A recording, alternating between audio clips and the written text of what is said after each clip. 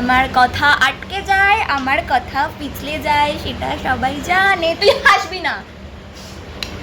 Hello buddies, আমি স্নেহা। তো আজকে তোমাদের সাথে একটা get ready with me share করবো।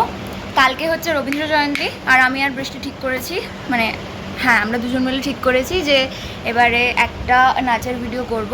বৃষ্টিকে বললাম ফোন করে, ও ভাই এক কথায় রাজি হয়ে গেল। কেউ এখন আমার পাশেই রয়েছে, রেডি হচ্ছে। জাস্ট একদিন আগে বলেছি। আর রবীন্দ্রসঙ্গীতের নাচ যথেষ্ট কঠিন, আর আমি নাচ কিছুই পারি না। আমি সিরিয়াসলি বলার পর ভাবছিলাম যে আমি কেন বললাম। ও যেহেতু রাজি হয়ে গেছিলো তাই জন্য আমাকে করতেই হলো। আজকে ও এসে আমাকে নাচটা 1 ঘন্টার মধ্যে তুলিয়েছে। আমি এখনও নাচটা প্রপার পাচ্ছি না। 4:30 বাজতে যায়, এখন যাব। এরপর আবার শ্যুটটা করে আমাকে আবার 6:30টার মধ্যে পড়াতেও যেতে হবে, তো কতটা তাড়াতাড়ি করতে হবে। তার মধ্যে আমি নাচের স্টেপ ভুলে যাচ্ছি। আমি একটু আগেও প্র্যাকটিস করছিলাম, আমার হচ্ছিল না, এই না কী করবো। মুখে ছাতার মাথা এত ব্রণ হয়েছে, তাও ভালো এই টাইমটা হয়েছে আমার জন্মদিনের আগে যেন অন্তত চলে যায়। আমি জন্মদিনে মুখে ব্রণ নিয়ে কাটাতে চাই না। আমি এইভাবে ফাউন্ডেশন ব্লেন্ড করছি বলে আমাকে কিছু ভেবো না। আমার তাড়াতাড়ি করে মেকআপ করতে হবে, আর এই মেকআপটা লং লাস্টিং করার মতো মেকআপ আমার দরকার নেই। আমি জাস্ট 1 ঘন্টার জন্য ইয়ে করবো।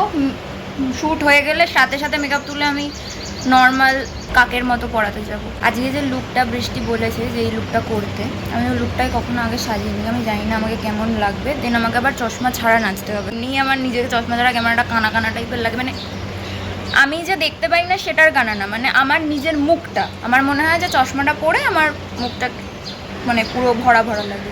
চশমা ছাড়া এমনি কেমন লাগে আমি বুঝতে পারছি না যে কীরকম দাঁড়াবে, বাট আই হোপ ঠিকঠাক লাগুক। কাজল পরা ডান, এবার লিপস্টিকটা পরবো, তারপর টিপ পরে শাড়ি পরবো। এখনও কত, আর আমি এইটুকুতেই হাঁপিয়ে গেছি। এই তোমরা জানো আমার নাম বর্ষা, ওর নাম বৃষ্টি। ও হ্যাঁ, তোমরা তো জেনে গেছো, তাও আর একবার বলছি। আমি বর্ষা, ও বৃষ্টি, আর একজন রয়েছে মেঘা। ওই পাগলটা আছে না, ওটা মেঘা। ছোটোবেলায় আমরা 3জন কোনো একটা জায়গায় গেলে বলতো যে এই যে বর্ষা মেঘা বৃষ্টি চলে এসেছে, এক্ষুনি বৃষ্টির নামবে বাইরে।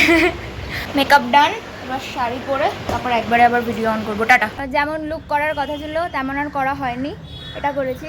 বাট জানি না সিরিয়াসলি আমার নিজেকে কেমন কেমন একটা লাগছে। ওকে তো খুব মিষ্টি লাগছে। এখন প্রায় 5:30 বাজে, আমরা এখন এসেছি। শেষ অবধি আমি নাচটা করতে পারিনি। আর রবীন্দ্রসঙ্গীতে যেমন তেমনভাবে নেচে ভিডিও ছেড়ে আমি গান আর কবির অসম্মান করতে চাইনি। তাই শেষ অবধি দুজনের কিছু সুন্দর সুন্দর টেক তুলে আমার খুব প্রিয় একটি রবি ঠাকুরের গানের লাইন দিয়ে একটা ভিডিও বানিয়ে রবীন্দ্র জয়ন্তীর দিন আমি আপলোড করেছিলাম।